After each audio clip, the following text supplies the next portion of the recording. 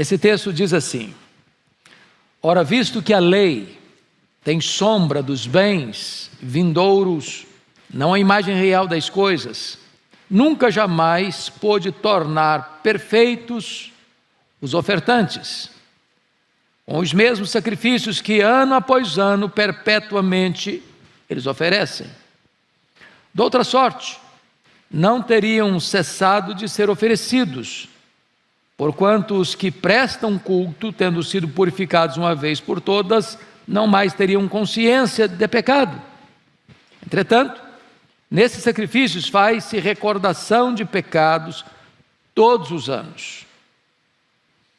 E ele prossegue no verso 4: porque é impossível que o sangue de touros e de bodes remova pecados.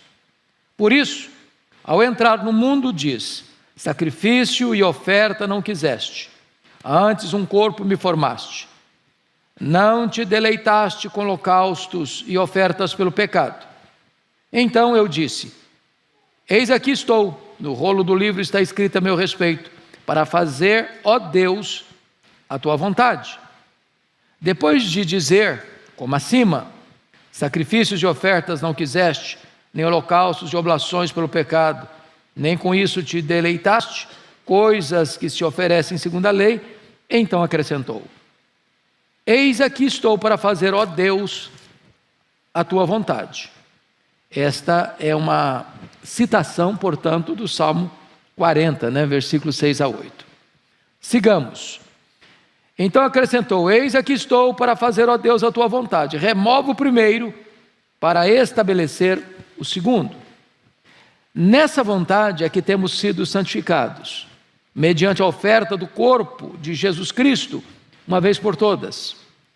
Ora, todo sacerdote se apresenta dia após dia a exercer o serviço sagrado e a oferecer muitas vezes os mesmos sacrifícios, que nunca mais podem remover pecados, que nunca jamais podem remover pecados. Jesus, porém, tendo oferecido para sempre um único sacrifício pelos pecados, assentou-se à destra de Deus, aguardando daí em diante, até que os seus inimigos sejam postos por estrado dos seus pés. Porque, com uma única oferta, aperfeiçoou para sempre quantos estão sendo santificados. E disto nos dá testemunho também o Espírito Santo. Porquanto, após ter dito: esta é a aliança que farei com eles, depois daqueles dias, diz o Senhor, porei no seu coração as minhas leis, e sobre a sua mente as inscreverei. Acrescenta: também de nenhum modo me lembrarei dos seus pecados e das suas iniquidades para sempre. Ora, onde há remissão destes, já não há oferta pelo pecado. Eu quero então tratar com vocês nesta manhã sobre o incomparável ou a incomparável superioridade de Cristo. A incomparável superioridade de Cristo. Bom, neste capítulo aqui, o autor aos Hebreus não traz nenhum assunto novo que ele já não tenha abordado até aqui nesta epístola. Esta carta, irmãos, de Hebreus, eu costumo pensar que ela é a chave hermenêutica do Antigo Testamento.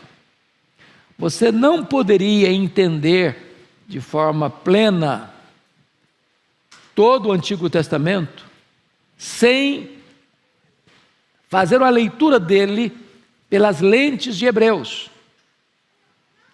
Hebreus é uma espécie de dobradiça entre Antigo e Novo Testamento. Porque tudo aquilo que foi lá no Antigo Testamento, sombra, promessa, profecia, aqui em Hebreus torna-se realidade, fato, história. Se você perceber, a carta aos Hebreus, ela tem uma tese básica, uma única tese.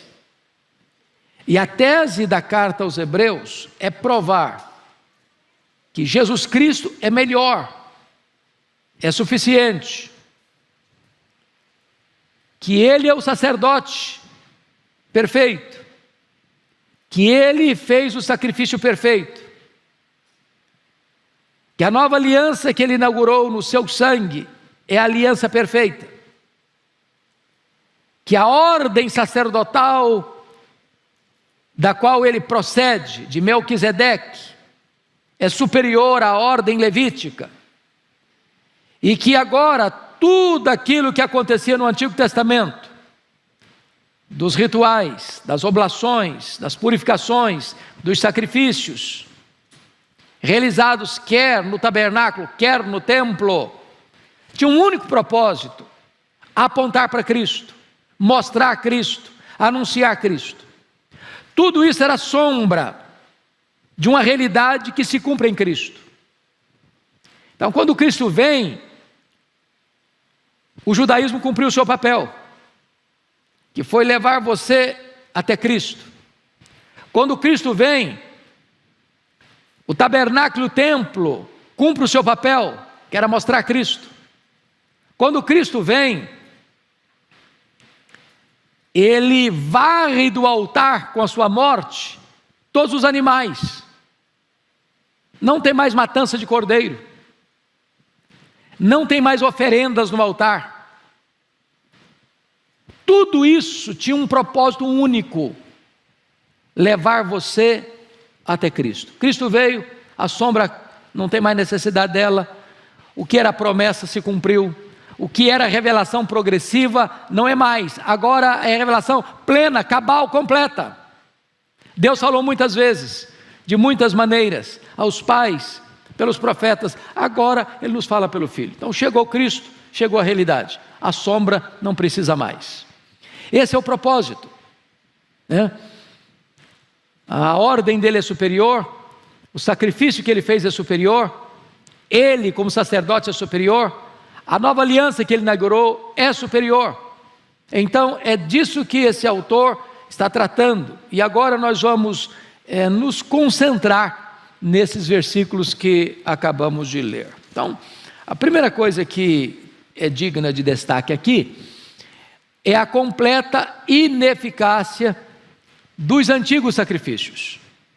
A completa ineficácia dos antigos sacrifícios. Então vejamos, os antigos sacrifícios eram apenas sombras. Olha aí o verso 1. Ora, visto que a lei tem sombra dos bens vindouros, então ela tem sombra, ela não é a realidade dos bens vindouros, ela aponta para os bens vindouros, ela promete os bens vindouros. Não é que ela não é importante, ela é importante como sombra, ela é importante como promessa, ela é importante como tipo.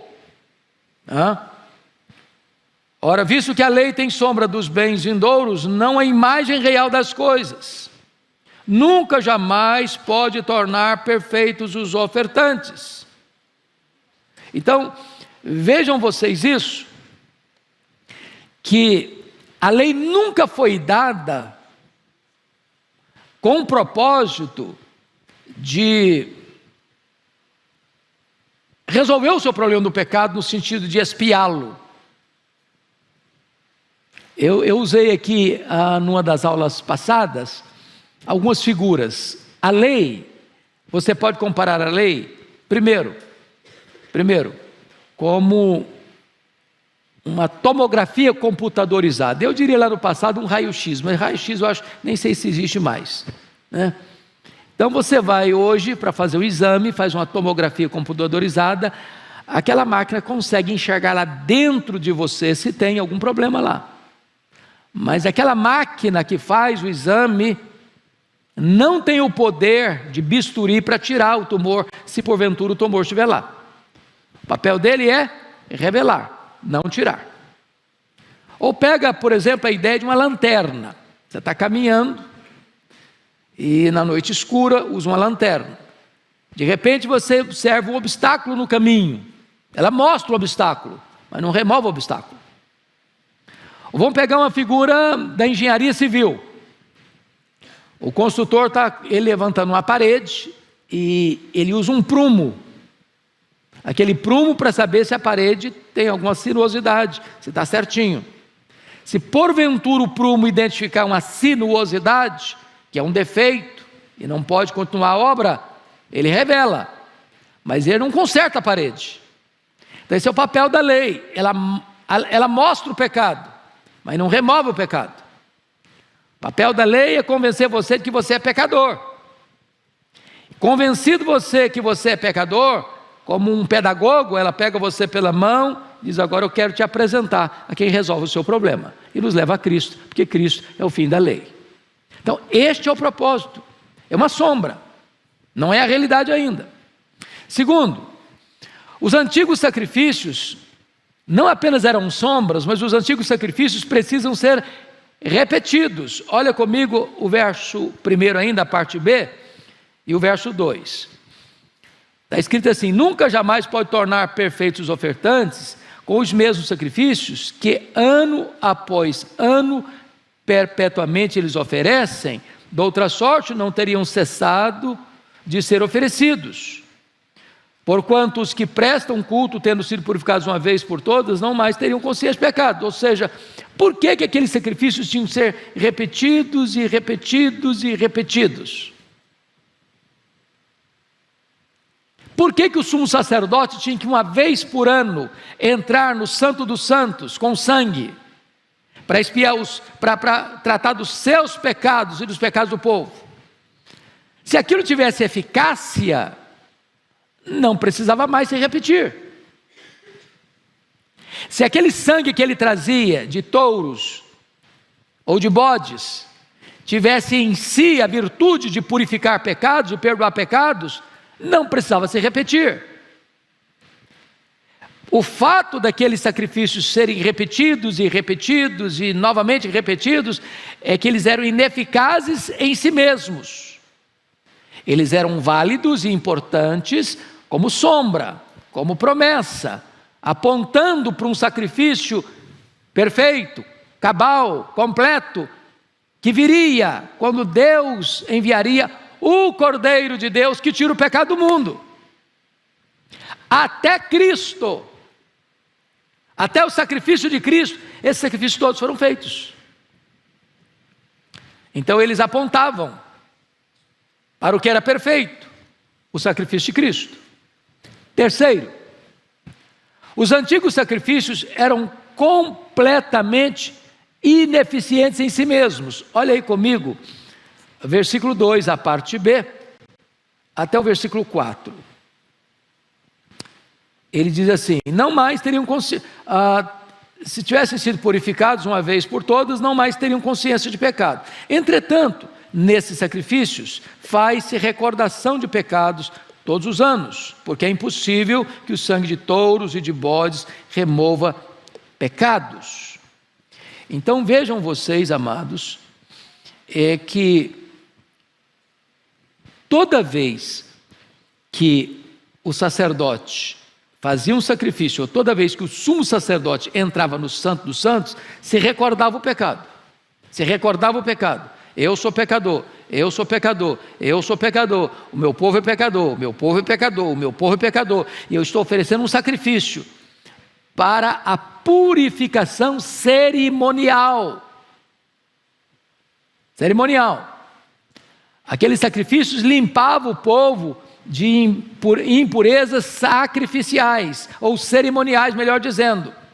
Mas aquele sangue que eles traziam não tinha em si mesmo o poder, a eficácia de fato perdoar pecados ou purificar pecados.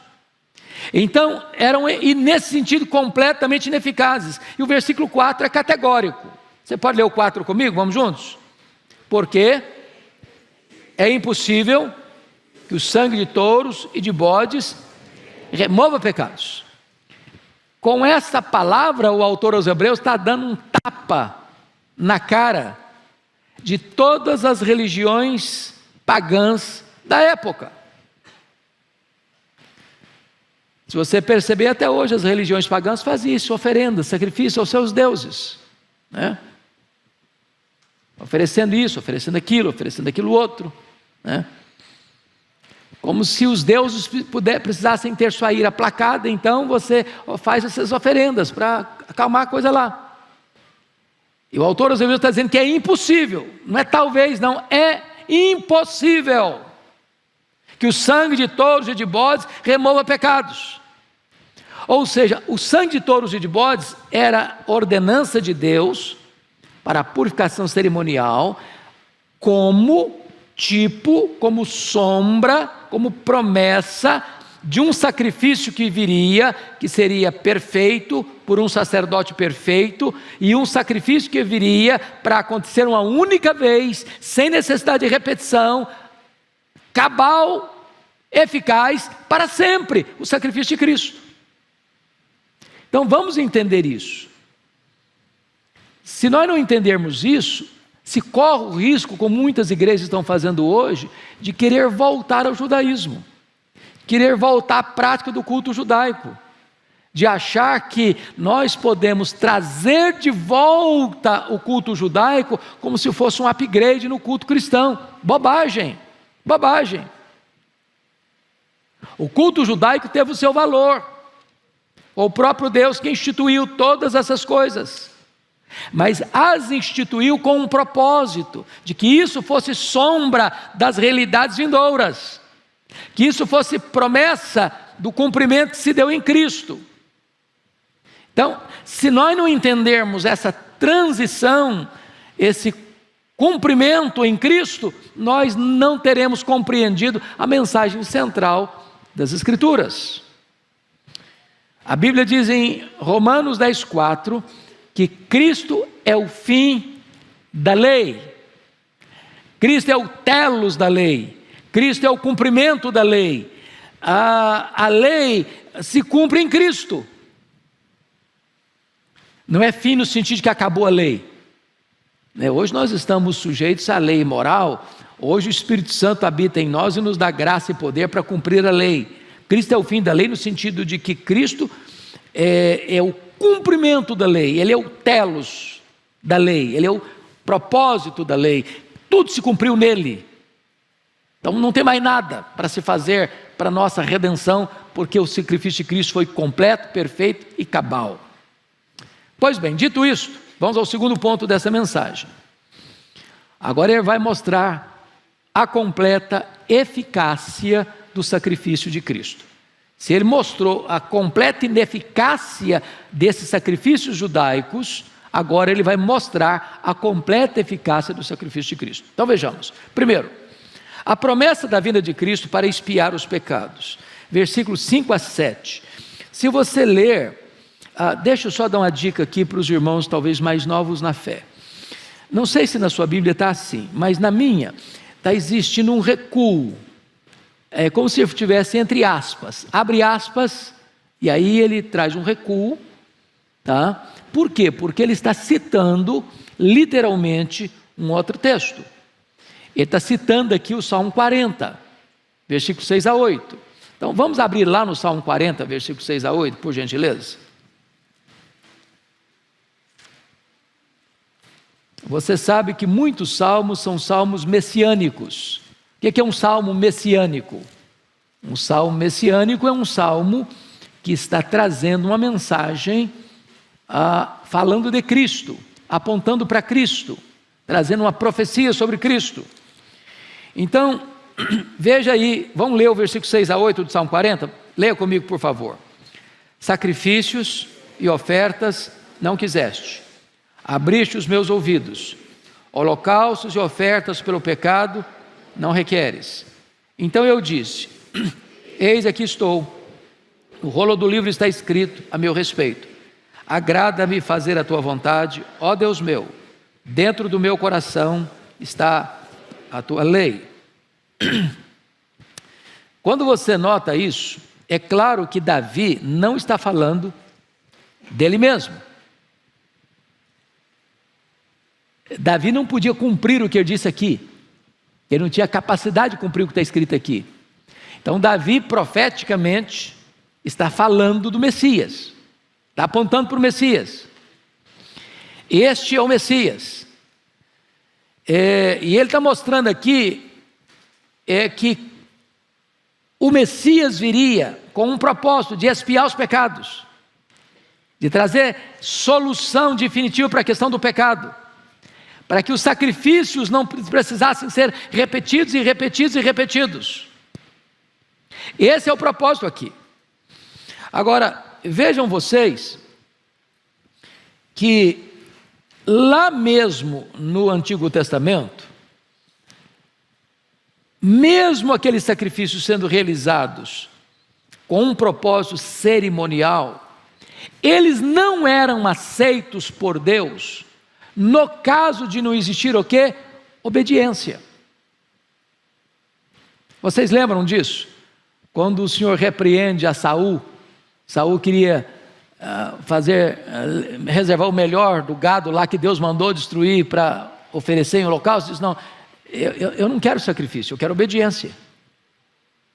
Vocês se lembram, por exemplo, do Salmo 51, quando Davi está orando no Salmo 51, e ele vai dizer lá nos versículos 16 e 17, não precisa abrir, eu vou ler para você, 51, 16 e 17, ele diz o seguinte: pois não te comprases em sacrifícios, do contrário eu te os daria, e não te agrada de holocaustos. Sacrifícios agradados a Deus são o espírito quebrantado, o coração compungido e contrito. Ou seja, mesmo sendo os sacrifícios judaicos sombra das realidades futuras, lá também eles deviam ser oferecidos com integridade de coração, com quebrantamento, com sinceridade. Não era uma questão só pro forma, não era só um sacrifício de qualquer maneira, tinha que estar afinado com o propósito espiritual, né?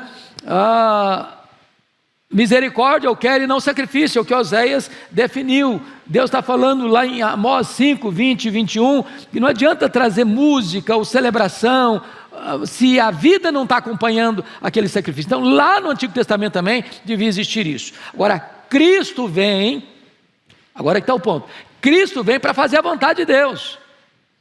Aqueles sacerdotes, muitas vezes, não tinham um coração íntegro ao oferecerem o sacrifício, mas vem um sacerdote perfeito, que está pronto a fazer toda a vontade de Deus, e oferecer a si mesmo como sacrifício, para oferecer um sacrifício agradável, completo, cabal, único, sem necessidade de nunca mais repeti-lo. Essa é a ideia que o texto está nos mostrando, é apresentar-nos agora não só um sacerdote perfeito, mas também vai oferecer um sacrifício perfeito.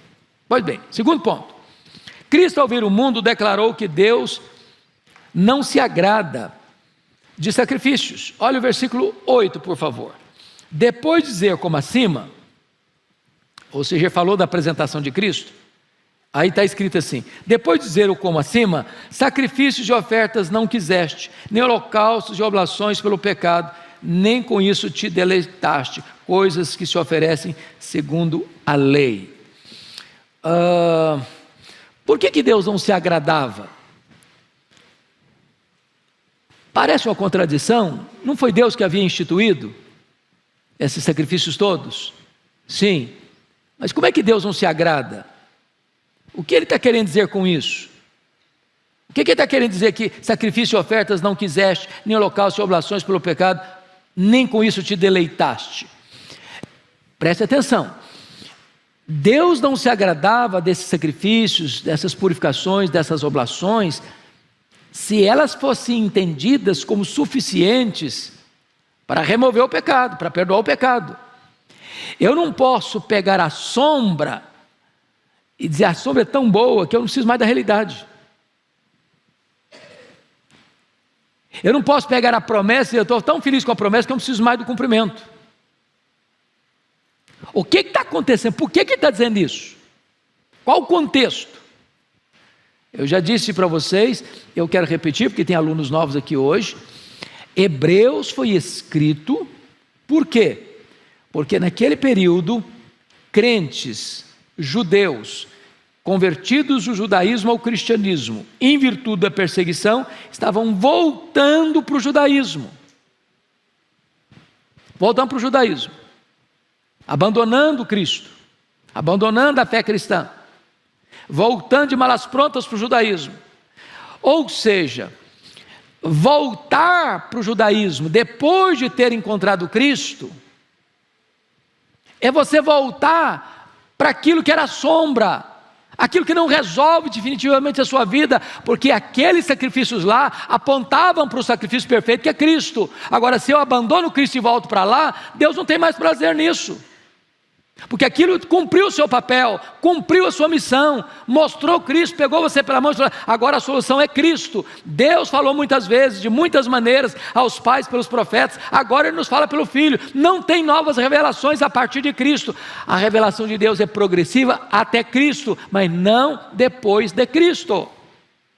Está claro isso, irmãos, para vocês? Ok. Então vamos ao terceiro ponto aqui. Cristo veio, desse segundo ponto, Cristo veio para fazer a vontade de Deus e remover os antigos sacrifícios. Olha o verso 9. Então acrescentou: eis aqui estou para fazer, ó Deus, a tua vontade. Remove o primeiro para estabelecer o segundo. Então preste atenção, da palavra remover é forte, não é? Remove, tira, não tem mais, acabou. Então preste atenção nisso. Um cristão não pode mais voltar à prática dos cultos judaicos. Foi removido, foi tirado. Não é que não prestava, não era bom, não era importante, era bom, era necessário, foi instituído por Deus, era valoroso, como sombra, como promessa. Agora, já que chegou o cumprimento, já que chegou a realidade, remove o outro, tira o outro. Não dá para a sombra ficar junto com a realidade. Não dá para aquilo que era apenas promessa ficar do lado daquilo que já é cumprimento. Não dá para associar agora todos os sacrifícios ritualísticos do judaísmo junto com Cristo. Cristo veio e acabou, removeu o primeiro para estabelecer o segundo. Está claro isso? Pois bem, o que o texto está dizendo é que se encerra aqui o antigo sistema sacrificial. Inaugura-se aqui a nova aliança. Agora Cristo se apresenta. Vejam lá no cenáculo que Ele fez. É muito importante entender isso. Jesus disse para Pedro e João assim: vocês vão me preparar um lugar para que eu possa comer a Páscoa com vocês. Lembram-se disso? E aí Pedro e João vão preparar o cenáculo, e o Senhor Jesus deixou tudo arranjado, tudo orientado, tudo estabelecido. O que tinha naquela mesa da Páscoa? Os elementos da Páscoa judaica: o cordeiro assado, o pão sem fermento, as ervas amargas, o vinho. Então, no momento oportuno, assentado à mesa, Jesus toma o pão, o parte, dá graças e diz: este pão é o meu corpo que é dado por amor de vós. Tomai e comei, fazei isto em memória de mim. Aí ele pega o cálice de vinho e diz: este cálice é a nova aliança em meu sangue. Tomai e bebei dele todos. Fazei isto em memória de mim, até que eu retorne para vós. Quando Jesus inaugura ali a nova aliança, a partir daquele momento há um corte radical. A velha aliança, com seu sistema sacrificial, é removido. E a nova aliança é estabelecida. Acabou os sacrifícios, acabou os animais no altar, acabou o derramamento de sangue de animais. Agora o Cordeiro perfeito, o Cordeiro de Deus, vai fazer o sacrifício perfeito. A nova aliança está estabelecida. Irmãos amados, isso é glorioso, porque esse é o momento da transição, que está escrito aí no versículo 9: remove o primeiro para estabelecer o segundo. Pois bem, Agora veja, em quarto lugar, que Cristo entregou o seu corpo como sacrifício aceitável a Deus, versículo 10. Você pode ler o 10 comigo? 10, vamos juntos? Nessa vontade é que temos sido santificados, mediante a oferta do corpo de Jesus Cristo, uma vez por todas. Ali no cenáculo, ele dramatiza isso. Ele parte o pão. Ele quebra o pão, mostrando quão dolorosa seria a morte dele na cruz. É a oferta dele mesmo. Irmãos, vamos entender isso, porque às vezes as pessoas olham o panorama de Cristo, do sacrifício de Cristo, no sentido político, social. Quanta gente que ainda acha que Cristo foi uma vítima do sistema, que Cristo morreu porque tramaram contra ele, urdiram contra ele, e que ele sucumbiu ao poder de Roma, ou que ele foi uma vítima do Sinédrio, ou que ele morreu porque Judas o traiu, ou porque Pedro negou, ou porque o Sinédrio sentenciou por 2 crimes, blasfêmia e conspiração, ou porque Pilatos o condena à pena de morte, pena de cruz. Quanta gente que pensa que só nesse cenário da terra.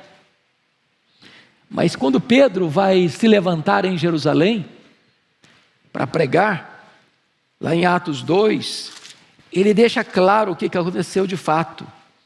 No versículo de número 23, ele diz assim: sendo este entregue pelo determinado desígnio e presciência de Deus, vós o matastes, crucificando-o por mãos de iníquos. Ou seja, tudo aquilo que os homens fizeram não pegou Deus de surpresa, não frustrou o plano de Deus, não anulou o plano de Deus. Tudo aquilo que os homens fizeram, crucificando a Cristo, só cumpriu o pré-determinado plano divino. Ou seja, o Cordeiro, está escrito em Apocalipse capítulo 13, 8, o Cordeiro foi morto desde a fundação do mundo. Esse plano é eterno, esse plano nunca Deus recuou dele. Toda a história foi exatamente uma preparação para o cumprimento desse plano. Isso é glorioso, isso é sublime. Pois bem, vamos agora ao último ponto da nossa mensagem, que está dividido em 6 subtópicos, que é o contraste entre os antigos sacrifícios e o sacrifício de Cristo. Apresentou um, apresentou o outro, agora vai fazer um contraste entre um e o outro. Então, em primeiro lugar, os antigos sacrifícios não serviam para tirar o pecado. Versículo 11, pode ler o 11 comigo? 10, 11, vamos lá? Ora, todos os sacerdotes se apresentam dia a dia a exercer o serviço sagrado e a oferecer muitas vezes os mesmos sacrifícios, que nunca jamais podem remover pecados. Então, o primeiro contraste que ele vai fazer é que os antigos sacrifícios não serviam para quê? Para remover pecado. O que Deus fazia quando esses sacrifícios eram feitos? Paulo interpreta isso de uma maneira sublime, e eu peço que você abra sua Bíblia comigo, por favor.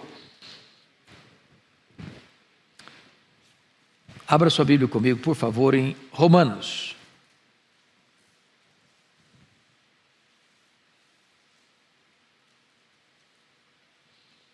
Romanos capítulo 3, nós vamos ler os versos 24 a 26.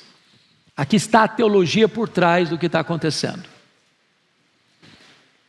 Nunca jamais podia remover pecado, esses sacrifícios judaicos. Então vamos lá, versículo 3, 24 a 26. Eu queria que a igreja lesse, mas todo mundo lesse comigo, por favor. Sendo justificados gratuitamente por sua graça, mediante a redenção que há em Cristo Jesus, a quem Deus propôs no seu sangue como propiciação mediante a fé, para manifestar a sua justiça, por ter Deus, na sua tolerância, deixado impunes os pecados anteriormente cometidos, tendo em vista a manifestação da sua justiça no tempo presente, para Ele mesmo ser justo e o justificador daquele que tem fé em Jesus. Então vamos entender isto. Como é que os irmãos que viveram antes de Cristo foram salvos? Se sangue de touros e de bodes não remove pecados, como é que eles foram salvos? E a resposta está aqui. Quando aqueles sacrifícios eram prestados, tinham só o papel de purificar cerimonialmente, mas do ponto de vista de eficácia, Deus olhava para aqueles sacrifícios, que eram sombra, passava por cima e olhava lá para frente, para a cruz de Cristo, para o sacrifício que foi feito, perfeito, completo, cabal. De tal maneira que aqueles irmãos foram salvos, crendo no Cristo da profecia, do Messias que haveria de vir, para oferecer um sacrifício perfeito, completo e cabal. Então Deus passava por cima, para aplicar lá na frente, na cruz do Calvário, a penalidade daqueles pecados. Hoje nós não olhamos para frente, hoje nós olhamos para trás, para o Cristo que já veio, que já morreu. Se aqueles creram no Cristo da profecia, você e eu hoje cremos no Cristo da história. Mas Jesus foi o único Salvador, em todos os tempos, em todas as eras, em todos os lugares, em todos os países do mundo. É o que está escrito em Apocalipse capítulo 5:9, ele morreu para comprar com seu sangue os que procedem de todo tribo, povo, língua e nação. Segundo ponto, Cristo ofereceu um único sacrifício para tirar o pecado. Olha o versículo 12, agora volta por favor Hebreus 10, versículo 12, a parte A do versículo. Jesus, porém, olha o contraste, o que nós chamamos de conjunção adversativa, mas, porém, entretanto, todavia, entre mentes. Jesus, porém, tendo oferecido para sempre um único sacrifício pelos pecados. Então, se aqueles não removiam pecados, agora está escrito, Jesus, porém, tendo oferecido para sempre um único sacrifício pelos pecados. Então, tem chance de chegar um outro Messias? Tem possibilidade de chegar alguém e dizer, não, eu sou o Messias agora, tal. Não. Zero chance. Zero possibilidade. A revelação foi progressiva até Jesus e não a partir de Jesus. Ponto. Agora notem mais. Notem mais. Cristo terminou o seu trabalho, está entronizado. Olha comigo o versículo 12, a parte B. Assentou-se, depois que ele ofereceu, está escrito, assentou-se aonde? À destra de Deus. Então, esse texto aqui, talvez nós pudéssemos ler também o 13 em seguida, aguardando daí em diante até que os seus inimigos sejam postos por estrado dos seus pés. Então os dois versículos mostram tanto a humilhação de Cristo, quanto a exaltação de Cristo. Não é isso que Paulo escreveu em Filipenses 2? Tende em vós o mesmo sentimento que houve também em Cristo Jesus, o qual, sendo Deus, não julgou como usurpação ser igual a Deus, antes a si mesmo se esvaziou, assumindo a forma de servo, e humilhou-se até a morte, e morte de cruz. Essa é a primeira parte do versículo. Pelo que também Deus o exaltou sobremaneira, e lhe deu o nome que está acima de todo nome, para que o nome de Jesus se dobre todo o joelho, nos céus, na terra e debaixo da terra, e toda língua confesse que Jesus é Senhor, para a glória de Deus Pai. Então, no momento que ele morre, ele ressuscita, ele volta aos céus, está assentado à destra da majestade. Significa que ele está assentado como rei, como governador, como soberano, que reina sobre as nações, como cabeça da igreja. E mais, ele reina lá à destra de Deus, como nosso grande sumo sacerdote, que vive para interceder por nós, por isso podemos ser totalmente salvos. E Ele está lá à destra de Deus até quando? Até colocar todos os inimigos debaixo do estrado dos seus pés. Quando isso vai acontecer? Quando Jesus voltar em glória e majestade.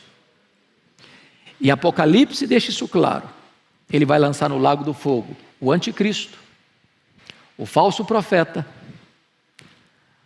a morte, o diabo e todos aqueles cujos nomes não estão escritos no livro da vida. Ou seja, não há nenhuma possibilidade de rebelião contra ele que possa prevalecer. Todos os seus inimigos estarão debaixo do estrado de seus pés. Está escrito em 1 Coríntios capítulo 15, não precisa abrir agora, eu vou ler para você. Está escrito o seguinte, 1 Coríntios 15, 23 a 25. Cada um, porém, por sua própria ordem, Cristo as primícias, depois os que são de Cristo na sua vinda, e então virá o fim, quando Ele entregar o reino ao Deus e Pai, quando houver destruído todo o principado, bem como toda a potestade e poder, porque convém que Ele reine, até que haja posto todos os inimigos debaixo dos pés. Esta é a mensagem aqui de Hebreus. Pois bem, quarto lugar, Cristo aperfeiçoou para sempre aqueles que foram separados para Deus. Hebreus 10, 14, olha aí comigo, por favor.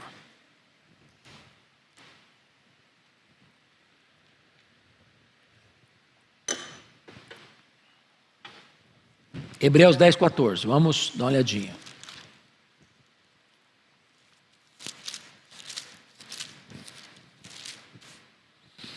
Porque, com uma única oferta, aperfeiçoou para sempre quantos estão sendo o quê? Santificados. Olha que coisa interessante. Ele aperfeiçoou para sempre, mas a santificação é progressiva. Como é que você entende isso? Se foi aperfeiçoado para sempre, ainda está no processo, como é que é isso? É que, na verdade, do ponto de vista da justificação, que foi um ato legal, único, irrepetível, você já está aperfeiçoado. Do ponto de vista legal, você já está declarado justo diante do tribunal de Deus. Do ponto de vista da justificação, Deus já tratou dos seus pecados passados, presentes e futuros. Do ponto de vista da justificação, você já está quites com a lei e com a justiça. É por isso que Paulo escreve em Romanos 8:1, já nenhuma condenação há mais para aqueles que estão em Cristo Jesus, nosso Senhor. Porém, do ponto de vista da santificação, nós estamos num processo de aperfeiçoamento. O que é importante dizer, irmãos queridos, me perdoe, pega o guardanapo que caiu. O que é importante dizer é o seguinte: não há possibilidade daqueles que foram justificados não terem o processo da sua santificação concluída. O projeto de Deus não se interrompe, não se frustra. Não é possível que uma pessoa que já foi justificada seja condenada. Esse é o grande argumento de Paulo em Romanos 8. Quem tentará acusação contra os eleitos de Deus? É Deus que os justifica. Quem os condenará? É Cristo Jesus quem morreu, ou antes quem ressuscitou, o qual está à destra de Deus, e também intercede por nós. Ou seja, aqueles que são justificados são também aperfeiçoados pelo processo da santificação, que começa na regeneração e vai terminar na glorificação. Penúltimo lugar, o Espírito Santo testifica as bênçãos da nova aliança, versos 15 a 17. E disto nos dá testemunho também o Espírito Santo. Porquanto, após ter dito, esta é a aliança que farei com eles depois daqueles dias, diz o Senhor, porei no seu coração as minhas leis, e sobre a sua mente as inscreverei, acrescenta. Também de nenhum modo me lembrarei dos seus pecados e das suas iniquidades para sempre.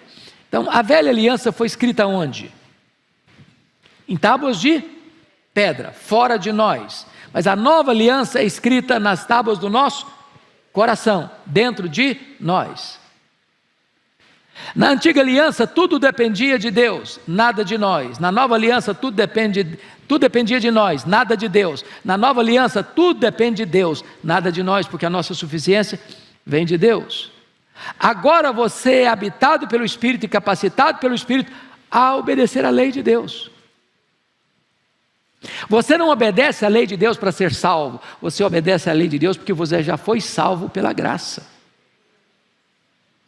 Então note uma coisa interessante aqui. No verso 15 e 16, o que nós escolhemos relembrar, e disto nos dá testemunho também o Espírito Santo, porquanto após ter dito, esta é a aliança que farei com eles, depois daqueles dias, diz o Senhor, porei no seu coração as minhas leis, e sobre a sua mente as inscreverei também. De nenhum modo me lembrarei dos seus pecados, das suas iniquidades para sempre. Ou seja, lá na velha aliança, eu tinha que ser relembrado do meu pecado, relembrado do meu pecado, relembrado do meu pecado, relembrado do meu pecado, e relembrado do meu pecado, que toda vez que o sacrifício era feito, eu tinha que relembrar do meu pecado. Na nova aliança, Deus está dizendo, eu não me lembro mais dos seus pecados, eu não me lembro mais dos seus pecados, eu não me lembro mais dos seus pecados. Olha que coisa maravilhosa. O próprio Deus não se lembra mais dos nossos pecados. Não é assim que Ele nos perdoa? Deus perdoa os nossos pecados e deles não mais se lembra. Mas vamos entender isso aqui, irmãos, porque a Bíblia diz que nós devemos perdoar assim como Deus em Cristo nos perdoou, certo? E aí você diz, pastor, eu fico encrencado nisso, porque perdoar até que eu perdoo, mas esquecer eu não consigo. Você já falou isso? E eu vou lhe fazer uma pergunta, você não se esquece mesmo? Você não consegue esquecer mesmo? Eu perdoei fulano, mas esquecer eu não consigo não. Eu vou lhes dizer isso porque isso traz um alívio para a consciência da gente. Se você não se esquece, eu tenho uma boa notícia para lhe dar. Significa que você não tem amnésia. Isso é uma boa notícia. Quando a Bíblia diz que Deus perdoa os nossos pecados e deles não mais se lembra, a Bíblia não está dizendo que Deus tem amnésia, que Deus tem perda de memória. Porque Deus é onisciente. Ele sabe tudo. O que a Bíblia quer dizer que Deus perdoa e não se lembra mais, ou se esquece? É que Deus não cobra de você mais uma dívida que Ele já perdoou você. Deus nunca mais lança no seu rosto um pecado que Ele já perdoou você. Agora vamos pegar do ponto de vista humano.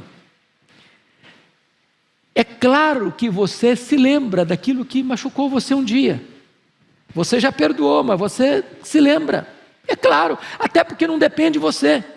Não é você que administra o que vem na sua cabeça. Passam pela nossa cabeça em torno de 10 mil pensamentos por dia. Agora, perdoar é lembrar sem sentir dor. Quando aquilo vier na sua cabeça, você não sofre mais.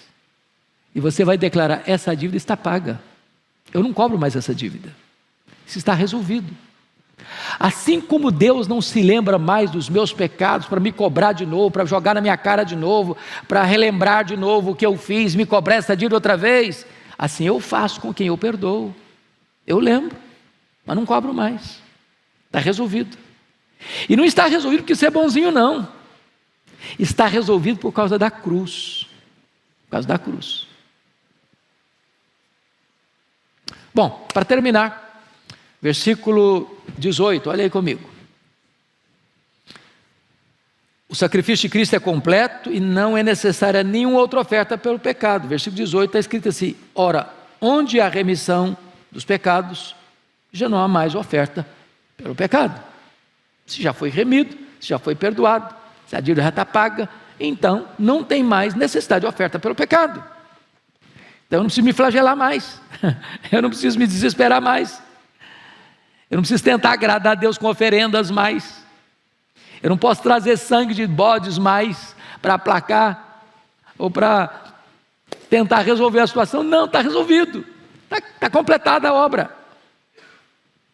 Agora você precisa usufruir isso, tomar posse disso, compreender isso com a sua inteligência, aplicar no seu coração e desfrutar desta bênção, do pleno perdão que você tem em Cristo Jesus. É por isso que o próprio autor aos Hebreus faz a pergunta: como escaparemos nós se negligenciarmos tão grande salvação? Que bênção é o Evangelho, que bênção é a graça de Deus, que bênção é termos um tão grande Salvador como Jesus, que morreu por nós, que ressuscitou para a nossa justificação, que está à destra de Deus intercedendo por nós e que voltará em glória para nos buscar. Vamos ficar em pé e vamos orar.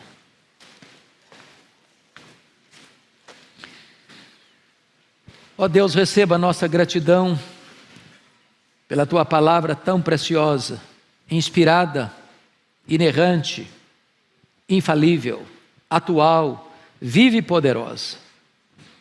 Bendito é o Teu nome pela bênção de nos reunirmos aqui na Tua casa, como Teu povo, para estudarmos a Tua palavra.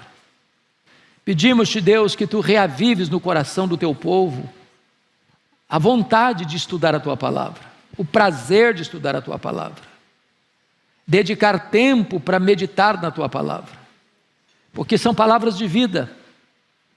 A Tua palavra é luz, a Tua palavra restaura a alma, a Tua palavra alegra o coração, a Tua palavra ilumina os olhos, a Tua palavra dá sabedoria aos simples. Ó Deus, reaviva no nosso coração fome e sede da Tua palavra. Que a Tua bênção seja sobre o Teu povo, que todos nós nos alegremos por causa desta gloriosa salvação planejada na eternidade, executada no tempo, e há de ser plenamente consumada na volta do nosso glorioso Redentor. Louvado seja o Teu nome, em nome de Jesus. Amém.